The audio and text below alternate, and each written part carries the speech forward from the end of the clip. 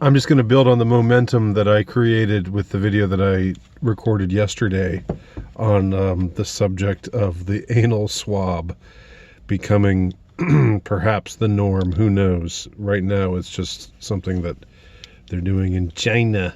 But, I mean, it's in so many ways, it's so representative of um, those who think that they have the power, those who grant themselves the power illegitimately through force or fraud to tell the rest of us how we should behave, what we ought to do, when we should work, when we shouldn't work, when we should get paid, when we shouldn't get paid, when we should wear masks, uh, how far apart we should stay from one another, while they, of course, do whatever the hell they want.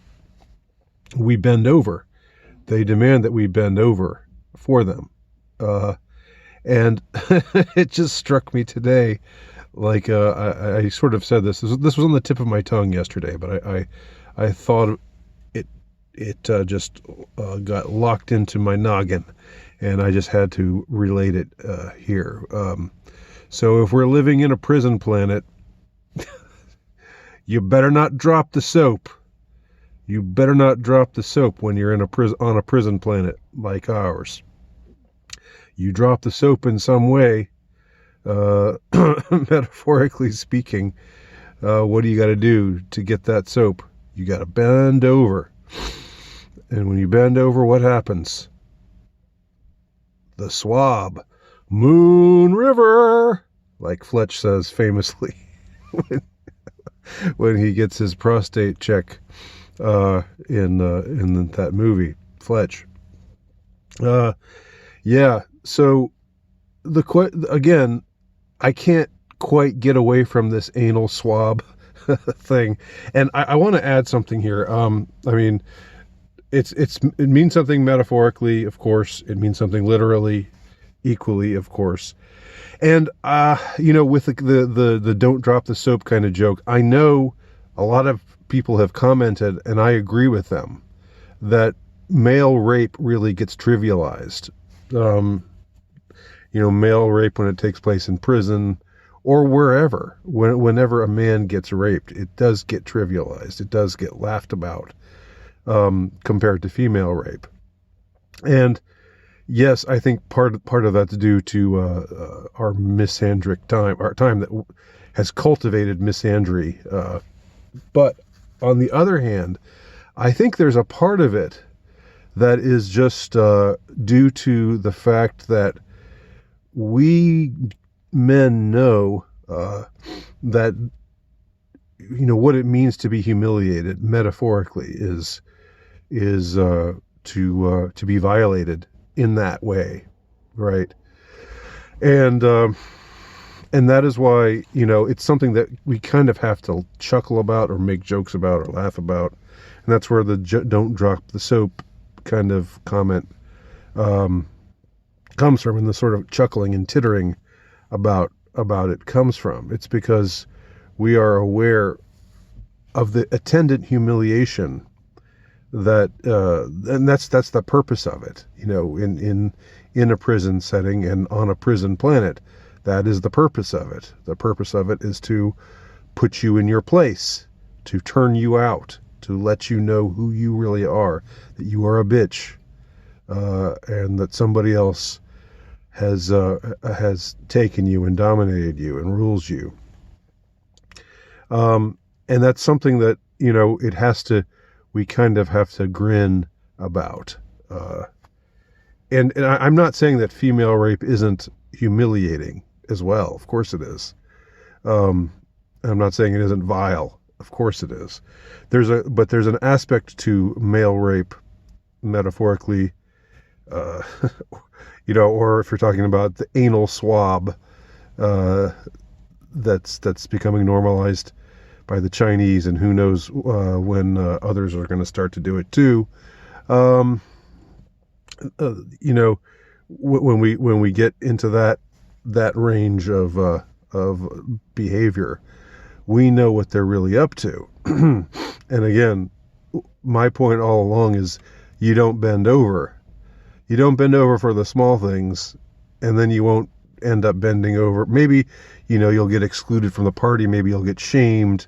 I mean, I had this exchange with some idiot and I usually try to stay out of, these stupid little cat fights that happen on social media, but I got into an exchange with somebody the other day on Instagram who was talking about, oh, well, here in Australia, everything went swell.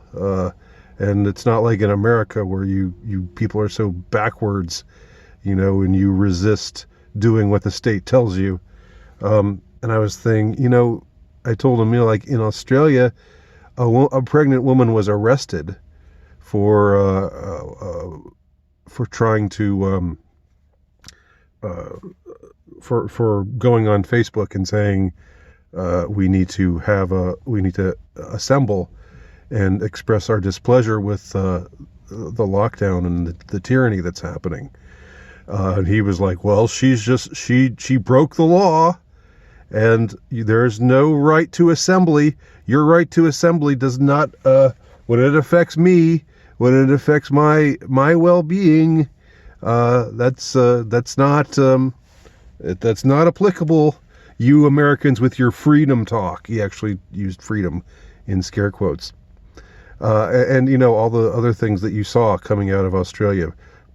These cops manhandling these people who I guess weren't wearing masks or something. I saw a woman with a baby carriage getting manhandled. They call it a pram over there, I guess.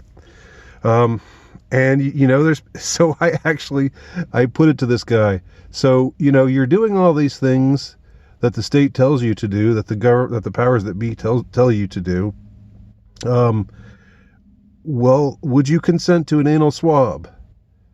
And if not, why not? Because you're saying Papa knows best.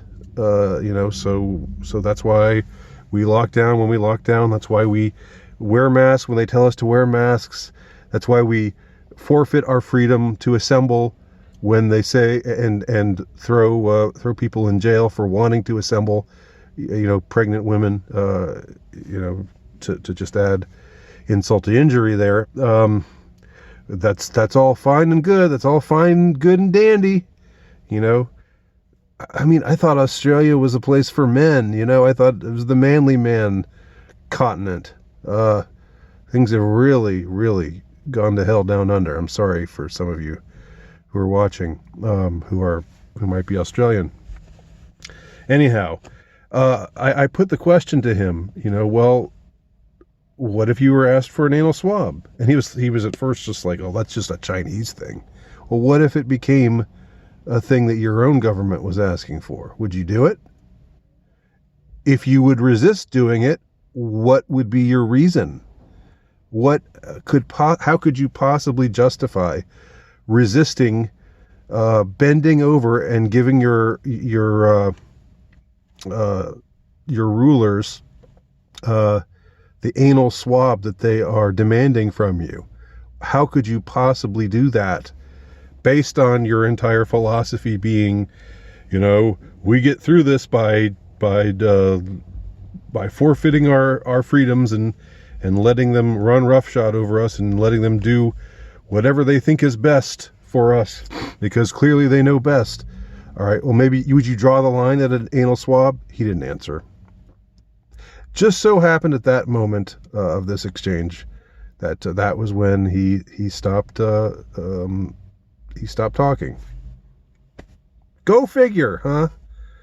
I think he knew I had him dead to rights because he didn't want to say yes. I would take an anal swab, even someone as emasculated as this guy knows that that's not a good